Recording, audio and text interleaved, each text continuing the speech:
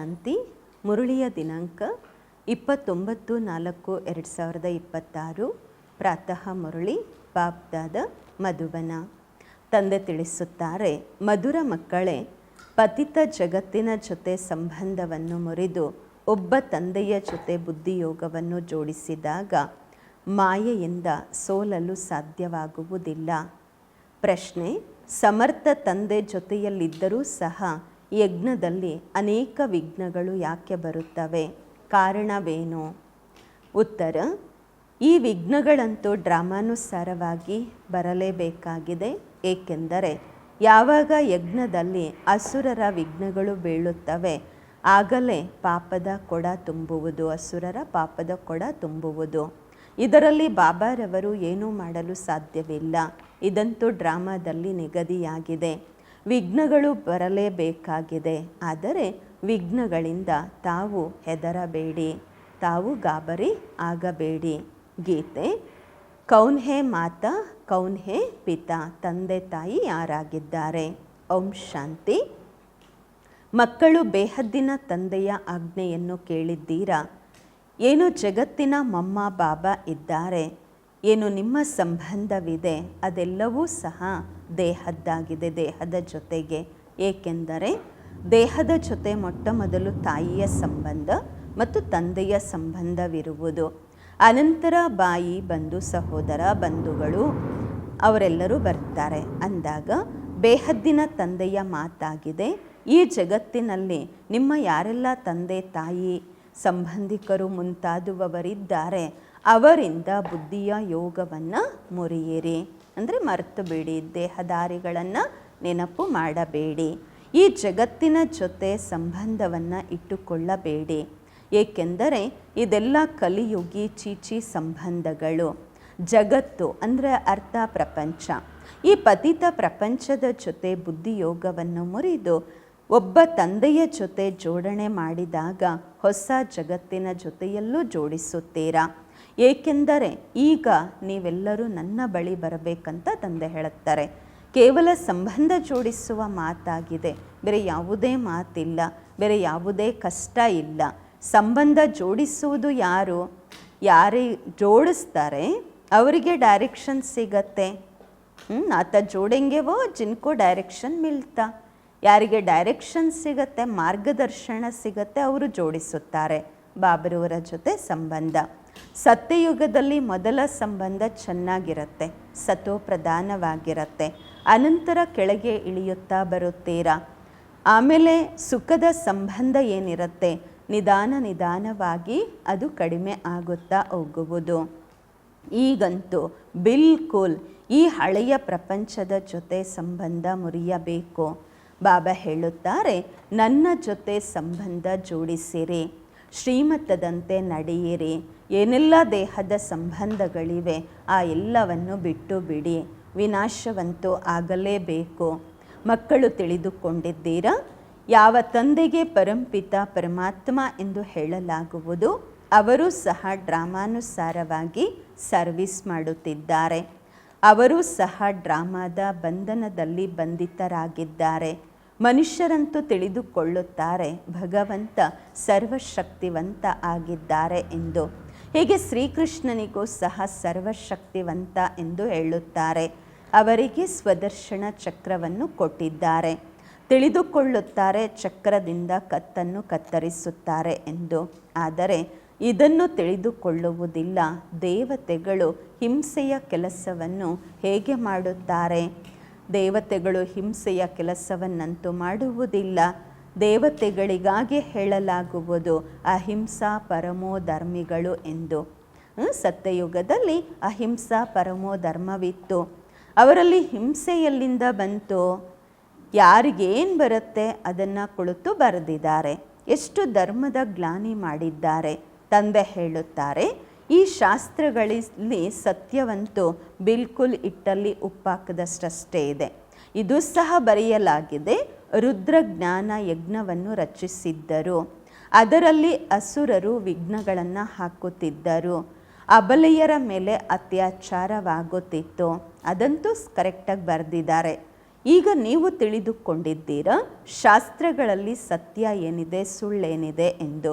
ಭಗವಂತ ಸ್ವಯಂ ಹೇಳುತ್ತಿದ್ದಾರೆ, ಈ ರುದ್ರಜ್ಞಾನ ಯಜ್ಞದಲ್ಲಿ ಅವಶ್ಯವಾಗಿ ವಿಘ್ನಗಳು ಬರುತ್ತವೆ, ಡ್ರಾಮಾದಲ್ಲಿ ನಿಗದಿಯಾಗಿದೆ.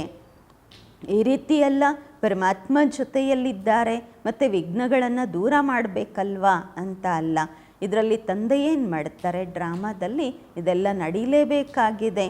ಈ ಎಲ್ಲ ವಿಘ್ನಗಳು ಬಂದಾಗಲೇ ಯಾರು ವಿಘ್ನ ಮಾಡ್ತಾರೆ ಅವರ ಪಾಪದ ಕೊಡ ತುಂಬುತ್ತೆ ಅಲ್ವಾ.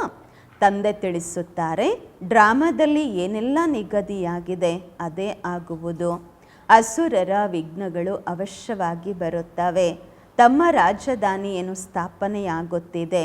ಅರ್ಧ ಕಲ್ಪ ಮಾಯೆಯ ರಾಜ್ಯದಲ್ಲಿ ಮನುಷ್ಯರು ಎಷ್ಟು ತಮೋ ಪ್ರಧಾನ ಬುದ್ಧಿಯುಳ್ಳವರು, ಭ್ರಷ್ಟಾಚಾರಿಗಳಾಗುತ್ತಾರೆ. ಮತ್ತು ಅವರನ್ನು ಶ್ರೇಷ್ಠಚಾರಿಗಳನ್ನಾಗಿ ಮಾಡುವುದು ತಂದೆಯ ಕೆಲಸವಾಗಿದೆ ಅಲ್ವಾ. ಅರ್ಧ ಕಲ್ಪ ಇಡಿಸುತ್ತೆ ಭ್ರಷ್ಟಾಚಾರಿ ಆಗುವುದರಲ್ಲಿ. ಮತ್ತು 1 ಸೆಕೆಂಡಿನಲ್ಲಿ ಬಾಬಾ ಶ್ರೇಷ್ಠಚಾರಿಗಳನ್ನಾಗಿ ಮಾಡುತ್ತಾರೆ. ನಿಶ್ಚಯ ಆಗುವುದರಲ್ಲಿ ನಿಧಾನ ಆಗುವುದಿಲ್ಲ. ಈ ರೀತಿ ತುಂಬ ಒಳ್ಳೊಳ್ಳೆಯ ಮಕ್ಕಳಿದ್ದಾರೆ, ಅವರಿಗೆ ನಿಶ್ಚಯವಿರುತ್ತೆ, ತಕ್ಷಣ ಪ್ರತಿಜ್ಞೆ ಮಾಡಿಬಿಡುತ್ತಾರೆ. ಆದರೆ ಮಾಯೆಯೂ ಸಹ ಬಲಶಾಲಿ ಆಗಿದೆ ಅಲ್ವಾ. ಒಂದಲ್ಲ ಒಂದು ಮಾಯೆಯ ಬಿರುಗಾಳಿ ಮನಸ್ಸಿನಲ್ಲಿ ಬರುತ್ತೆ. ಪುರುಷಾರ್ಥ ಮಾಡಿ ಕರ್ಮದಲ್ಲಿ ಬರಬಾರದು. ಪುರುಷಾರ್ಥ ಮಾಡಬೇಕು. ಯಾವುದೇ ಮಾಯೆಯ ವಿಘ್ನ ಬರುತ್ತೆ, ಸಂಕಲ್ಪಗಳಲ್ಲಿ ಬರುತ್ತೆ, ಆದರೆ ಅದು ಕರ್ಮದಲ್ಲಿ ಬರಬಾರ್ದು. ಕರ್ಮದಲ್ಲಿ ಬಂತು ಅಂದರೆ ಅದು ಪಾಪ ಆಗಿಬಿಡತ್ತೆ. ಕರ್ಮಾತೀತ ಅವಸ್ಥೆಯಂತೂ ಇನ್ನೂ ಆಗಿಲ್ಲ. ಒಂದಲ್ಲ ಒಂದು ಕರ್ಮೇಂದ್ರಿಯಗಳಿಂದ ಆಗಿಬಿಡತ್ತೆ. ಕರ್ಮಾತೀತ ಅವಸ್ಥೆ ಅಂತಿಮದಲ್ಲಿ ತಲುಪುತ್ತೇವೆ. ಅಲ್ಲಿವರೆಗೆ ಮಧ್ಯದಲ್ಲಿ ವಿಘ್ನಗಳು ಅವಶ್ಯವಾಗಿ ಬರುತ್ತವೆ. ಬಾಬಾ ತಿಳಿಸುತ್ತಾರೆ, ಪುರುಷಾರ್ಥ ಮಾಡುತ್ತಾ ಮಾಡುತ್ತಾ ಅಂತಿಮದಲ್ಲಿ ಹೋಗಿ ಕರ್ಮಾತೀತ ಅವಸ್ಥೆ ಆಗುವುದು. ಅನಂತರ ಈ ಶರೀರ ಅಂತೂ ಇರುವುದಿಲ್ಲ. ಆದ್ದರಿಂದ ಟೈಮ್ ಹಿಡಿಸುತ್ತೆ. ವಿಘ್ನಗಳಂತೂ ಒಂದಲ್ಲ ಒಂದು ಬರುತ್ತಲೇ ಇರುತ್ತದೆ. ಕೆಲವು ಸಲ ಮಾಯೆ ಸೋಲಿಸುತ್ತದೆ. ಬಾಕ್ಸಿಂಗ್ ಅಲ್ವಾ. ಬಯಸ್ತಾರೆ ಬಾಬನ ನೆನಪಿನಲ್ಲಿರಬೇಕು ಎಂದು, ಆದರೆ ಇರುವುದಿಲ್ಲ. ಸ್ವಲ್ಪ ಸಮಯ ಏನೆಲ್ಲ ಆಗ್ತಾ ಇದೆ, ನಿಧಾನವಾಗಿ ಆ ಒಂದು ಸ್ಥಿತಿ ಧಾರಣೆ ಮಾಡಿಕೊಳ್ಳುತ್ತೀರಾ. ಯಾರು ಜನ್ಮ ಪಡ್ಕೊಳ್ತಿದ್ದಂತೆಯೇ ರಾಜ ಆಗುವುದಿಲ್ಲ. ಚಿಕ್ಕ ಮಕ್ಕಳು ನಿಧಾನವಾಗಿ ದೊಡ್ಡವರಾಗುತ್ತಾರೆ ಅಲ್ವಾ. ಇದರಲ್ಲಿಯೂ ಸಹ ಸಮಯವಿಡಿಸುವುದು. ಈಗಂತೂ ಬಾಕಿ ಸ್ವಲ್ಪ ಸಮಯವಿದೆ. ಪೂರ್ತಿ ಆಧಾರ ಪುರುಷಾರ್ಥದ ಮೇಲೆ ಇದೆ. ಗಮನ ಕೊಡಬೇಕು. ನಾವು ಹೇಗಾದರೂ ಮಾಡಿ ಬಾಬಾರವರಿಂದ ಅವಶ್ಯವಾಗಿ ಆಸ್ತಿ ಪಡೆಯಲೇಬೇಕು. ಮಾಯೆಯ ವಿಘ್ನಗಳಂತೂ ಅವಶ್ಯವಾಗಿ ಬರುತ್ತೆ. ಮಾಯೆ ಎದುರಿಸುತ್ತೆ. ಅದಕ್ಕೋಸ್ಕರ ಪ್ರತಿಜ್ಞೆ ಮಾಡ್ತೀರಾ. ಮಾಯೆ ಏನು ಕಡಿಮೆ ಇಲ್ಲ. ಹಗುರಕ್ಕಿಂತಲೂ ಹಗುರ ರೂಪದಲ್ಲಿಯೂ ಮಾಯೆ ಬರುತ್ತೆ. ಬಲಶಾಲಿಗಳ ಸನ್ಮುಖದಲ್ಲಿ ತುಂಬ ಚೆನ್ನಾಗಿ ಜೋರಾಗಿ ಹೊಡೆಯುತ್ತೆ. ಈ ಮಾತುಗಳು ಯಾವ ಶಾಸ್ತ್ರಗಳಲ್ಲೂ ಇಲ್ಲ. ಬಾಬಾ ಹೇಳುತ್ತಾರೆ, ತಾವು ಮಕ್ಕಳಿಗೆ ಈಗ ತಿಳಿಸುತ್ತಿದ್ದೇನೆ. ತಂದೆಯ ಮೂಲಕ ತಾವು ಸದ್ಗತಿಯನ್ನು ಪಡೆಯುತ್ತೀರಾ. ಅನಂತರ ಈ ಜ್ಞಾನದ ಅವಶ್ಯಕತೆ ಇರುವುದಿಲ್ಲ. ಜ್ಞಾನದಿಂದ ಸದ್ಗತಿ ಆಗುವುದು. ಸದ್ಗತಿ ಎಂದು ಸತ್ಯಯುಗಕ್ಕೆ ಹೇಳಲಾಗುವುದು. ಅಂದಾಗ ಮಧುರಾತಿ ಮಧುರ ಮಕ್ಕಳಿಗೆ ಲಕ್ಷ್ಯ ಸಿಕ್ಕಿದೆ. ಇದನ್ನು ತಿಳಿದುಕೊಂಡಿದ್ದೀರಾ. ಡ್ರಾಮಾನುಸಾರವಾಗಿ ವೃಕ್ಷ ವೃದ್ಧಿ ಆಗುವುದರಲ್ಲಿ ಸಮಯವಂತೂ ಹಿಡಿಸುತ್ತದೆ. ವಿಘ್ನಗಳಂತೂ ಬಹಳಷ್ಟು ಬರುತ್ತವೆ. ಪರಿವರ್ತನೆ ಆಗಲೇಬೇಕಲ್ವಾ. ಕವಡೆಗಳಿಂದ ವಜ್ರದ ಸಮಾನ ಆಗಬೇಕಾಗುವುದು. ಹಗಲು ರಾತ್ರಿಯ ಅಂತರವಿದೆ. ದೇವತೆಗಳ ಮಂದಿರಗಳು ಇಲ್ಲಿಯವರೆಗೆ ನಿರ್ಮಾಣ ಮಾಡ್ತಾನೆ ಇರ್ತಾರೆ. ಈಗಲೂ ಮಂದಿರಗಳನ್ನು ನಿರ್ಮಾಣ ಮಾಡ್ತಾನೆ ಇದ್ದಾರೆ. ತಾವು ಬ್ರಾಹ್ಮಣರು ಈಗ ಮಂದಿರ ಮಾಡೋದಿಲ್ಲ. ಬಾಬರವರ ಚೈತನ್ಯ ಮಂದಿರ ಮಾಡ್ತೀರಾ. ಆ ಮಂದಿರ ಮಾಡೋದು ಭಕ್ತಿ ಮಾರ್ಗ. ಪ್ರಪಂಚದವರಿಗೆ ಇದು ಗೊತ್ತೇ ಇಲ್ಲ. ಈಗ ಭಕ್ತಿ ಮಾರ್ಗ ಮುಗಿದು ಜ್ಞಾನ ಮಾರ್ಗಕ್ಕೆ ವಿಜಯವಾಗುವುದು. ಕೇವಲ ತಾವು ಮಕ್ಕಳಿಗಷ್ಟೇ ಗೊತ್ತಿದೆ. ಮನುಷ್ಯರಂತೂ ತಿಳಿದುಕೊಳ್ಳುತ್ತಾರೆ ಕಲಿಯುಗ ಈಗ ಚಿಕ್ಕ ಮಗುವಾಗಿದೆ ಎಂದು. ಅವರಿಗೆ ಪೂರ್ತಿ ಆಧಾರ ಶಾಸ್ತ್ರಗಳ ಮೇಲೆ ಇರುತ್ತೆ. ಆದರೆ ತಾವು ಮಕ್ಕಳಿಗಂತೂ ತಂದೆ ಕುಳಿತು ಎಲ್ಲ ವೇದಶಾಸ್ತ್ರಗಳ ಸಾರವನ್ನು ತಿಳಿಸುತ್ತಾರೆ. ಬಾಬಾ ಹೇಳುತ್ತಾರೆ, ಇಲ್ಲಿಯವರೆಗೆ ತಾವು ಏನೆಲ್ಲ ಓದಿದ್ದೀರಾ ಅದೆಲ್ಲವನ್ನು ಮರೆಯಿರಿ. ಅದರಿಂದ ಯಾರ ಸದ್ಗತಿಯೂ ಆಗುವುದಿಲ್ಲ. ಬಲೆ ಅಲ್ಪಕಾಲಕ್ಕೋಸ್ಕರ ಸುಖ ಸಿಗಬಹುದು, ಸದಾ ಸುಖವೇ ಸುಖ ಸಿಗಬೇಕು ಅಂತ ಏನಿಲ್ಲ, ಆ ರೀತಿ ಇಲ್ಲ. ಅದೆಲ್ಲ ಮಾಡುವುದರಿಂದ ಸದಾಕಾಲದ ಸುಖ ಏನೋ ಸಿಗೋದಿಲ್ಲ, ಅಲ್ಪಕಾಲದ ಸುಖ ಸಿಗುವುದು, ಕ್ಷಣಭಂಗುರದ ಸುಖ. ಮನುಷ್ಯರಂತೂ ದುಃಖದಲ್ಲೇ ಇದ್ದಾರೆ. ಮನುಷ್ಯರು ಇದನ್ನು ತಿಳಿದುಕೊಳ್ಳುವುದಿಲ್ಲ. ಸತ್ಯಯುಗದಲ್ಲಿ ದುಃಖದ ಹೆಸರು ಗುರುತು ಇರುವುದಿಲ್ಲ. ಅವರು ಅಲ್ಲಿಗೋಸ್ಕರ ಈ ಮಾತುಗಳನ್ನು ಈ ರೀತಿಯೆಲ್ಲ ತಿಳಿಸಿದ್ದಾರೆ. ಶ್ರೀಕೃಷ್ಣ ಜೈಲಲ್ಲಿ ಜನ್ಮ ಪಡ್ಕೊಂಡ್ರು, ಬಹಳಷ್ಟು ಮಾತುಗಳನ್ನು ಬರೆದಿದ್ದಾರೆ. ಈಗ ಶ್ರೀಕೃಷ್ಣ ಸ್ವರ್ಗದ ಮೊದಲ ನಂಬರ್ ರಾಜಕುಮಾರ ಆಗಿದ್ದಾರೆ. ಅವರೇನು ಪಾಪ ಮಾಡಿದ್ದಾರೆ ಆ ರೀತಿ ಜೈಲಲ್ಲಿ ಜನ್ಮ ಪಡ್ಕೊಳ್ಳೋದಕ್ಕಾಗಿ? ಇದೆಲ್ಲ ದಂತಕಥೆಗಳಿದೆ. ಈಗ ನೀವು ಅರ್ಥ ಮಾಡಿಕೊಳ್ಳುತ್ತಿದ್ದೀರಾ. ತಂದೆ ಬಂದು ಸತ್ಯವನ್ನು ತಿಳಿಸುತ್ತಿದ್ದಾರೆ. ತಂದೆಯೇ ಬಂದು ಸತ್ಯಖಂಡವನ್ನು ಸ್ಥಾಪನೆ ಮಾಡುತ್ತಾರೆ. ಸತ್ಯಖಂಡದಲ್ಲಿ ಎಷ್ಟು ಸುಖವಿತ್ತು, ಸುಳ್ಳಿನ ಖಂಡದಲ್ಲಿ ಎಷ್ಟು ದುಃಖವಿದೆ, ಈ ಎಲ್ಲವನ್ನು ಮರೆತಿದ್ದಾರೆ. ತಾವು ತಿಳಿದುಕೊಂಡಿದ್ದೀರಾ, ನಾವು ಶ್ರೀಮತದಂತೆ ಸತ್ಯಖಂಡವನ್ನು ಸ್ಥಾಪನೆ ಮಾಡಿ ಅದರ ಮಾಲೀಕರಾಗುತ್ತೇವೆ. ತಂದೆ ತಿಳಿಸುತ್ತಾರೆ, ಈ ರೀತಿ ಶ್ರೀಮತದಂತೆ ನಡೆಯುವುದರಿಂದ ತಾವು ಶ್ರೇಷ್ಠ ಪದವಿ ಪಡೆದುಕೊಳ್ಳುತ್ತೀರಾ. ಮಕ್ಕಳು ಇದನ್ನು ತಿಳಿದುಕೊಂಡಿದ್ದೀರಾ. ನಾವು ಈ ವಿದ್ಯೆಯನ್ನು ಓದಿ ಸೂರ್ಯವಂಶಿ ಮಹಾರಾಜ ಮಹಾರಾಣಿ ಆಗಬೇಕು. ಮನಸ್ಸು ಎಲ್ಲರಿಗೂ ಇರುತ್ತಲ್ವ, ಶ್ರೇಷ್ಠ ಪದವಿ ಪಡಿಬೇಕು ಎಂದು. ಎಲ್ಲರ ಪುರುಷಾರ್ಥ ನಡೀತಾ ಇದೆ. ಒಳ್ಳೆ ಪಕ್ಕಾ ಭಕ್ತರು ಯಾರಿರ್ತಾರೆ ಅವರು ಚಿತ್ರಗಳನ್ನು ಜೊತೆಯಲ್ಲಿ ಇಟ್ಕೊಳ್ತಾರೆ. ಗಳಿಗೆಗೂ ನೆನಪಿರುತ್ತೆ ಅವರಿಗೆ. ಬಾಬಾ ಹೇಳುತ್ತಾರೆ, ತ್ರಿಮೂರ್ತಿ ಚಿತ್ರವನ್ನು ತಮ್ಮ ಜೊತೆಯಲ್ಲಿ ಇಟ್ಟುಕೊಳ್ಳಿ. ಆಗ ಗಳಿಗೆಗೂ ನೆನಪು ಬರ್ತಾ ಇರುತ್ತೆ. ಬಾಬರವ್ರ ನೆನಪು ಬರುತ್ತೆ. ಬಾಬಾರವರನ್ನು ನೆನಪು ಮಾಡುವುದರಿಂದ ನಾವು ಸೂರ್ಯವಂಶದಲ್ಲಿ ಬರುತ್ತೇವೆ. ರೂಮಲ್ಲಿ ತ್ರಿಮೂರ್ತಿಯ ಚಿತ್ರ ಹಾಕ್ಕೊಂಡಿದ್ದಾಗ ಗಳಿಗೆಗೂ ನಿಮ್ಮ ದೃಷ್ಟಿ ಅದರ ಮೇಲೆ ಬೀಳುತ್ತೆ, ಗಮನ ಹೋಗುತ್ತೆ. ಬಾಬಾರವರ ಮೂಲಕ ನಾವು ಈ ಸೂರ್ಯವಂಶಿ ಮನೆತನದಲ್ಲಿ ಹೋಗುತ್ತೇವೆ ಎಂದು. ಬೆಳಗ್ಗೆ ಎದ್ದೊಳುತ್ತಿದ್ದಂತೆಯೇ ಗಮನ ಆ ಕಡೆ ಹೋಗುವುದು, ದೃಷ್ಟಿ ಅದರ ಮೇಲೆ ಬೀಳುವುದು. ಇದು ಸಹ ಒಂದು ಪುರುಷಾರ್ಥವಾಗಿದೆ. ಬಾಬಾ ಸಲಹೆ ಕೊಡುತ್ತಾರೆ, ಒಳ್ಳೊಳ್ಳೆಯ ಭಕ್ತರು ತುಂಬ ಪುರುಷಾರ್ಥ ಮಾಡುತ್ತಾರೆ. ಕಣ್ಣು ತೆರೆಯುತ್ತಿದ್ದಂತೆಯೇ ಶ್ರೀಕೃಷ್ಣನ ನೆನಪು ಬರುತ್ತೆ. ಅದಕ್ಕೆ ಚಿತ್ರ ಎದುರುಗಡೆ ಇಟ್ಕೊಂಡಿರ್ತಾರೆ. ನಿಮಗೋಸ್ಕರ ಮತ್ತಷ್ಟು ಸಹಜವಾಗಿದೆ. ಒಂದು ವೇಳೆ ಸಹಜವಾಗಿ ನೆನಪು ಬರಲಿಲ್ಲವೆಂದರೆ ಮಾಯೆ ಗೊಂದಲಕ್ಕೆ ಒಳಗೆ ಮಾಡ್ತಾ ಇರತ್ತೆ. ಆಗ ಈ ಚಿತ್ರಗಳು ನಿಮಗೆ ತುಂಬ ಸಹಾಯ ಮಾಡುತ್ತೆ. ಶಿವ ತಂದೆ ನಮ್ಮನ್ನು ಬ್ರಹ್ಮರವರ ಮೂಲಕ ವಿಷ್ಣುಪುರಿಗೆ ಮಾಲೀಕರನ್ನಾಗಿ ಮಾಡುತ್ತಿದ್ದಾರೆ. ನಾವು ಬಾಬಾರವರಿಂದ ವಿಶ್ವಕ್ಕೆ ಮಾಲೀಕರಾಗುತ್ತಿದ್ದೇವೆ. ಈ ಸ್ಮರಣೆಯಲ್ಲಿ ಇರುವುದರಿಂದಲೇ ತುಂಬ ಸಹಯೋಗ ಸಿಗುವುದು. ಯಾವ ಮಕ್ಕಳು ತಿಳಿದುಕೊಳ್ಳುತ್ತಾರೆ ನೆನಪು ಗಳಿಗೆಗೂ ಮರೆತು ಹೋಗುತ್ತೆ ಎಂದು ಬಾಬಾ ಸಲಹೆ ಕೊಡುತ್ತಾರೆ. ಚಿತ್ರಗಳು ಎದುರುಗಡೆ ಇಟ್ಟುಕೊಂಡಾಗ ಬಾಬಾರವರ ನೆನಪು ಇರುವುದು, ಆಸ್ತಿಯ ನೆನಪು ಬರುವುದು. ಆದರೆ ಬ್ರಹ್ಮರವರನ್ನು ನೆನಪು ಮಾಡಬಾರದು. ನಿಶ್ಚಿತಾರ್ಥ ಅಂತೂ ಶಿವ ತಂದೆಯ ಜೊತೆಗೆ ಆಗಿದೆ ಅಂದಾಗ ದಳ್ಳಾಳಿಯ ನೆನಪು ಬರಬಾರದು. ತಾವು ಬಾಬಾರವರನ್ನು ಒಳ್ಳೆಯ ರೀತಿ ನೆನಪು ಮಾಡಿದಾಗ ಬಾಬಾರವರು ಸಹ ನಿಮ್ಮನ್ನು ನೆನಪು ಮಾಡುತ್ತಾರೆ. ನೆನಪಿನಿಂದ ನೆನಪು ಸಿಗುವುದು. ಈಗ ಪ್ರಿಯತಮನ ಕರ್ತವ್ಯಗಳ ಬಗ್ಗೆ ತಮಗೆ ಗೊತ್ತಿದೆ. ಶಿವ ತಂದೆಯ ಕರ್ತವ್ಯದ ಬಗ್ಗೆ. ಶಿವನ ಎಷ್ಟು ದೊಡ್ಡ ಭಕ್ತರಿರ್ತಾರಲ್ವಾ, ಶಿವ ಶಿವ ಶಿವ ಅಂತ ಹೇಳ್ತಿರ್ತಾರೆ. ಆದರೆ ಅದು ರಾಂಗ್ ಆಗಿದೆ. ಶಿವಕಾಶಿ, ವಿಶ್ವನಾಥ ಮತ್ತು ಗಂಗೆ ಅಂತ ಹೇಳಿಬಿಡ್ತಾರೆ. ಅದು ತಪ್ಪು. ಶಿವ ಹೌದು, ಶಿವ ಶಿವ ಅಂತ ಹೇಳ್ತಿರ್ತಾರೆ.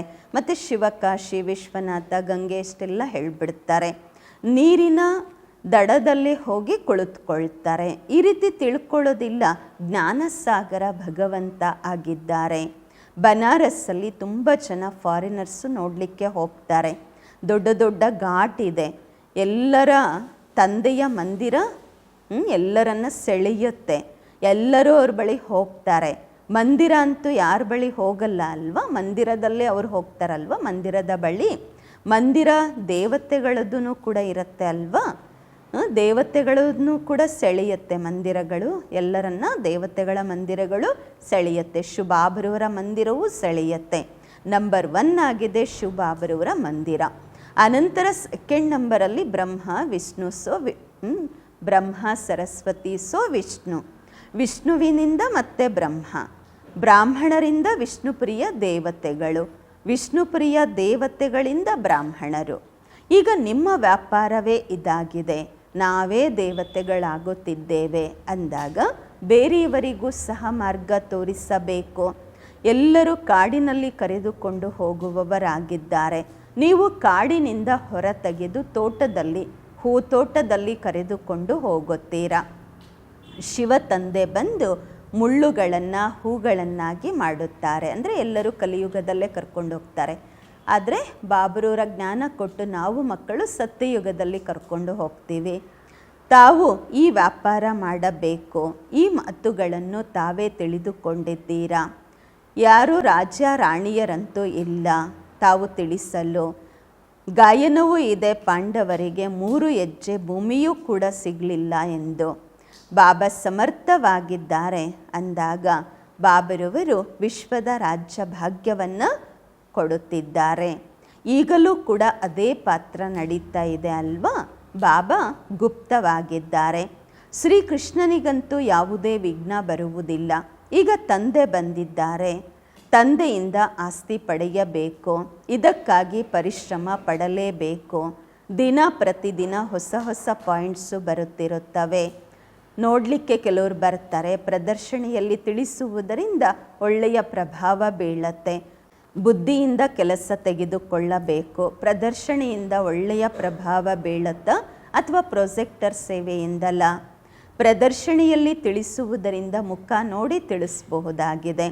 ತಿಳ್ಕೊಳ್ತಾರೆ ಗೀತೆಯ ಭಗವಂತ ತಂದೆಯಾಗಿದ್ದಾರೆ ಅಂದಾಗ ತಂದೆಯಿಂದ ಮತ್ತೆ ಆಸ್ತಿ ಪಡೆಯುವ ಪುರುಷಾರ್ಥ ಮಾಡಬೇಕು. 7 ದಿನ ಕೋರ್ಸ್ ಮಾಡಬೇಕು, ಬರೆದು ಕೊಡಿ. ಇಲ್ಲ ಅಂದರೆ ಹೊರಗೆ ಹೋಗಿದ್ದಾರೆ ಅಂದರೆ ಮಾಯೆ ಮರೆಸ್ಬಿಡತ್ತೆ. 7 ದಿನ ಟೈಮ್ ಕೊಡಿ, ನಾವು ಕೋರ್ಸ್ ಮಾಡ್ತೀವಿ, ಬರ್ಕೊಡಿ ಅಂತ ಹೇಳಬೇಕು. ಇಲ್ಲಾಂದರೆ ಇಲ್ಲಿ ತಿಳ್ಕೊಳ್ತಾರೆ, ಆಚೆ ಹೋಗಿ ಮತ್ತೆ ಮರೆತೋಗ್ಬಿಡ್ತಾರೆ, ಮಾಯೆ ಮರೆಸತ್ತೆ. ನಿಮ್ಮ ಬುದ್ಧಿಯಲ್ಲಿ ಬಂದಿದೆ, ನಾವು 84 ಜನ್ಮಗಳ ಚಕ್ರವನ್ನು ಸುತ್ತಿದ್ದೇವೆ, ಈಗ ಮನೆಗೆ ಹೋಗಬೇಕು. ತಮೋ ಪ್ರಧಾನರಿಂದ ಸತೋ ಪ್ರಧಾನರಾಗಬೇಕು. ಈ ಚಿತ್ರಗಳು ಜೊತೆಯಲ್ಲಿ ಇರಬೇಕು. ತುಂಬ ಒಳ್ಳೆಯದು. ಬಿಡ್ಲ ಇದ್ದಾರಲ್ವ, ಅವರು ತಿಳ್ಕೊಂಡೇ ಇಲ್ಲ ಈ ಲಕ್ಷ್ಮೀನಾರಾಯಣರ ರಾಜ್ಯ ಭಾಗ್ಯ ಯಾವಾಗ ಹೇಗಿತ್ತು ಅಂತ. ಲಕ್ಷ್ಮೀನಾರಾಯಣ ಮಂದಿರ ಕಟ್ಟಿದಾರಲ್ವ, ಬಿರ್ಲಾ ಮಂದಿರ ಅಂತ ಹೇಳ್ತಾರೆ.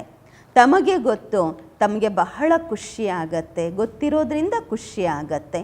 ಲಕ್ಷ್ಮೀನಾರಾಯಣರ ಚಿತ್ರ ತಗೊಂಡು ತಕ್ಷಣ ಯಾರಿಗೆ ಬೇಕಾದರೂ ಜ್ಞಾನ ಕೊಡಬಹುದು. ಅವರು ಹೇಗೆ ಈ ಆಸ್ತಿ ಪಡ್ಕೊಂಡ್ರು ಅಂತ ಹೇಳಬೇಕು. ಈ ಪದವಿ ಅವ್ರಿಗೆ ಹೇಗೆ ಸಿಕ್ತು ಅಂತ ತಿಳಿಸ್ಕೊಡ್ಬೇಕು. ಈ ಮಾತುಗಳನ್ನು ಬುದ್ಧಿಯಿಂದ ತಿಳಿದುಕೊಳ್ಳಬೇಕು, ತಿಳಿಸಬೇಕು. ಗುರಿಯಂತೂ ಬಹಳ ಶ್ರೇಷ್ಠವಾಗಿದೆ. ಯಾರು ಎಂತಹ ಟೀಚರ್ ಇರ್ತಾರೆ ಅವ್ರು ಹಾಗೆ ಸರ್ವಿಸ್ ಮಾಡ್ತಾರೆ, ನೋಡಲಾಗತ್ತೆ. ಯಾರು ಯಾರು ಸೇವಾ ಕೇಂದ್ರಗಳನ್ನು ಸಂಪಾಲನೆ ಮಾಡುತ್ತಿದ್ದಾರೆ, ತಮ್ಮ ಸ್ಥಿತಿಯ ಅನುಸಾರವಾಗಿ ಹೇಗೆ ಸೇವಾ ಕೇಂದ್ರ ಸಂಭಾಲನೆ ಮಾಡ್ತಿದ್ದಾರೆ ಅನ್ನುವಂಥದ್ದನ್ನು ನೋಡಲಾಗ್ತಿದೆ. ನಶೆ ಅಂತೂ ಎಲ್ಲರಿಗೂ ಇದೆ, ಆದರೆ ವಿವೇಕ ಹೇಳುತ್ತೆ ತಿಳಿಸುವಂತಹ ಹೋಶಿಯಾರಿ ಬೇಕು. ಎಷ್ಟು ಹೋಶಿಯಾರಿ ಬುದ್ಧಿವಂತಿಕೆ ಇರುತ್ತೆ ತಿಳಿಸ್ಲಿಕ್ಕೆ, ಅಷ್ಟು ಸರ್ವೀಸು ಚೆನ್ನಾಗಿ ಆಗತ್ತೆ. ಎಲ್ಲರೂ ಬುದ್ಧಿವಂತರಂತೂ ಹೋಶಿಯಾರಂತೂ ಇರಲಿಕ್ಕಾಗೋದಿಲ್ಲ. ಎಲ್ಲರೂ ಒಂದೇ ಸಮಾನ ಇರೋದಿಲ್ಲ, ಎಲ್ಲರಿಗೂ ಒಂದೇ ಸಮಾನ ಟೀಚರ್ ಸಿಗೋದಿಲ್ಲ. ಹೀಗೆ ಕಲ್ಪದ ಮೊದಲು ನಡೆದಿತ್ತು, ಹಾಗೆಯೇ ನಡೆಯುತ್ತಿದೆ. ಬಾಬಾ ಹೇಳುತ್ತಾರೆ, ತಮ್ಮ ಸ್ಥಿತಿಯನ್ನು ತಯಾರು ಮಾಡಿಕೊಳ್ಳುತ್ತಾ ಇರಿ. ಏಕೆಂದರೆ ಪ್ರತಿ ಕಲ್ಪದ ಮಾತು ಇದಾಗಿದೆ. ನೋಡಲಾಗ್ತಾ ಇದೆ, ಕಲ್ಪದ ಮೊದಲಿನಂತೆ ಪ್ರತಿಯೊಬ್ಬರ ಪುರುಷಾರ್ಥ ನಡೆಯುತ್ತಿದೆ. ಏನೆಲ್ಲ ಆಗಿತ್ತು ನಾವು ಹೇಳಿಬಿಡ್ತೀವಿ, ಕಲ್ಪದ ಮೊದಲು ಸಹ ಆ ರೀತಿ ಆಗಿತ್ತೆಂದು. ಮತ್ತು ಖುಷಿಯೂ ಇರುವುದು, ಶಾಂತಿಯೂ ಇರುವುದು. ಬಾಬಾ ಹೇಳುತ್ತಾರೆ, ಕರ್ಮ ಮಾಡುತ್ತಿದ್ದರೂ ಸಹ ತಂದೆಯನ್ನು ನೆನಪು ಮಾಡಿ. ಬುದ್ಧಿಯ ಯೋಗ ತಂದೆಯ ಜೊತೆ ಜೋಡಣೆಯಾಗಿರಬೇಕು. ಆಗ ಬಹಳ ಕಲ್ಯಾಣವಾಗುವುದು. ಯಾರು ಮಾಡುತ್ತಾರೆ ಅವರು ಪಡೆಯುತ್ತಾರೆ. ತುಂಬ ಚೆನ್ನಾಗಿ ಮಾಡಿದ್ರೆ ತುಂಬ ಚೆನ್ನಾಗಿ ಪಡೆಯುತ್ತೀರಾ. ಮಾಯೆಯ ಮತದಂತೆ ಎಲ್ಲವೂ ಕೆಟ್ಟದ್ದೇ ಮಾಡುತ್ತಾ ಬಂದಿದ್ದೀರಾ. ಈಗ ತಂದೆಯ ಶ್ರೀಮತ ಸಿಗುತ್ತಿದೆ. ಕಲ್ಯಾಣ ಮಾಡಿ, ಆಗ ನಿಮ್ಮ ಕಲ್ಯಾಣವಾಗುವುದು. ಪ್ರತಿಯೊಬ್ಬರು ತಮಗೋಸ್ಕರ ಪರಿಶ್ರಮ ಪಡಬೇಕು.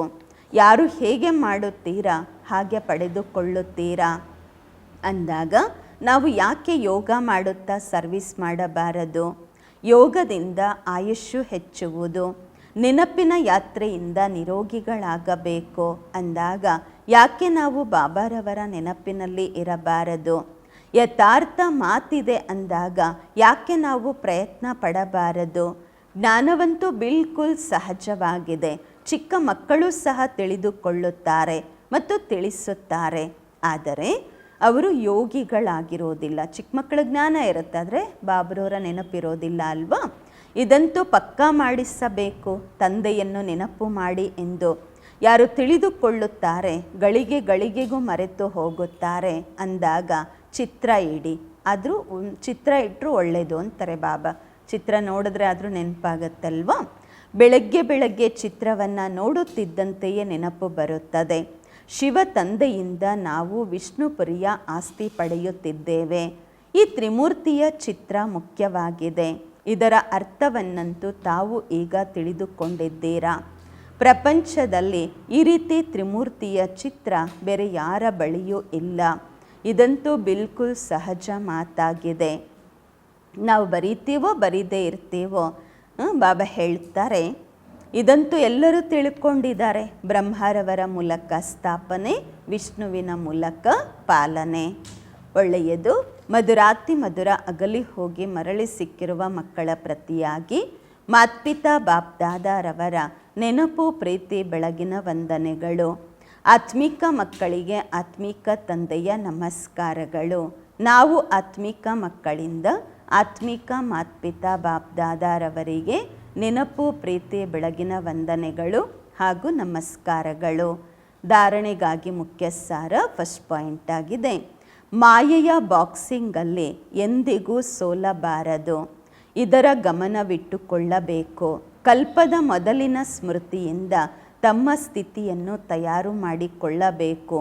ಖುಷಿ ಮತ್ತು ಶಾಂತಿಯಲ್ಲಿ ಇರಬೇಕು. ಎರಡನೇ ಪಾಯಿಂಟು, ತಮ್ಮ ಕಲ್ಯಾಣ ಮಾಡಿಕೊಳ್ಳಲು ಶ್ರೀಮತದಂತೆ ನಡೆಯಬೇಕು. ಈ ಹಳೆಯ ಪ್ರಪಂಚದ ಜೊತೆ ಸಂಬಂಧವನ್ನು ಮುರಿಯಬೇಕು.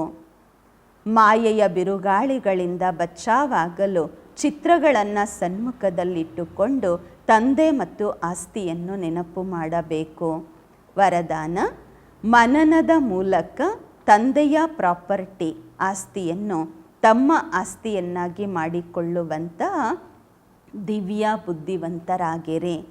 ಮನನದ ಮೂಲಕ ತಂದೆಯ ಆಸ್ತಿಯನ್ನು ತಮ್ಮ ಆಸ್ತಿ ಮಾಡಿಕೊಳ್ಳುವಂತಹ ದಿವ್ಯ ಬುದ್ಧಿವಂತರಾಗಿರಿ. ವರದಾನದ ವಿಶ್ಲೇಷಣೆ: ತಂದೆಯ ಮೂಲಕ ಏನೆಲ್ಲ ಖಜಾನೆಗಳು ಸಿಗುತ್ತಿವೆ ಅವುಗಳನ್ನು ಮನನ ಮಾಡಿದಾಗ ಆಂತರಿಕದಲ್ಲಿ ಸಮಾವೇಶವಾಗುವುದು. ಪ್ರಾಪರ್ಟಿಯಂತೂ ಎಲ್ಲರಿಗೂ, ತಂದೆಯ ಆಸ್ತಿಯಂತೂ ಎಲ್ಲರಿಗೂ ಒಂದೇ ಸಮಾನ ಸಿಕ್ಕಿದೆ. ಆದರೆ ಯಾರು ಮನನ ಮಾಡಿ ಅದನ್ನು ತಮ್ಮದಾಗಿಸಿಕೊಳ್ಳುತ್ತಾರೆ ಅವರಿಗೆ ಅದರ ನಶೆ ಮತ್ತು ಖುಷಿ ಇರುವುದು. ಆದ್ದರಿಂದ ಹೇಳಲಾಗುವುದು, ಮನನ ಮಾಡಿದಾಗ ನಶೆ ಏರುವುದು. ಯಾರು ಮನನದ ಮಸ್ತಿಯಲ್ಲಿ ಸದಾ ಮಸ್ತರಾಗಿರುತ್ತಾರೆ ಅವರಿಗೆ ಪ್ರಪಂಚದ ಯಾವುದೇ ವಸ್ತು, ಗೊಂದಲಗಳು ಆಕರ್ಷಿತ ಮಾಡುವುದಿಲ್ಲ. ಅವರಿಗೆ ದಿವ್ಯ ಬುದ್ಧಿಯ ವರದಾನ ಸ್ವತಃವಾಗಿ ಸಿಗುವುದು. ಸ್ಲೋಗನ್: ಮನಸ್ಸಿನ ಗೊಂದಲಗಳನ್ನು ಸಮಾಪ್ತಿ ಮಾಡಲು ನಿರ್ಣಯ ಶಕ್ತಿಯನ್ನು ಹೆಚ್ಚಿಸಿಕೊಳ್ಳಿ. ಮನಸ್ಸಿನ ಗೊಂದಲಗಳನ್ನು ಸಮಾಪ್ತಿ ಮಾಡಿಕೊಳ್ಳಲು ನಿರ್ಣಯ ಶಕ್ತಿಯನ್ನು ಹೆಚ್ಚಿಸಿಕೊಳ್ಳಿ. ಅವ್ಯಕ್ತ ಇಶಾರೆ: ಮಹಾನರಾಗಲು ಮಧುರತೆ ಮತ್ತು ನಮ್ರತೆಯ ಗುಣವನ್ನು ಧಾರಣೆ ಮಾಡಿಕೊಳ್ಳಿ.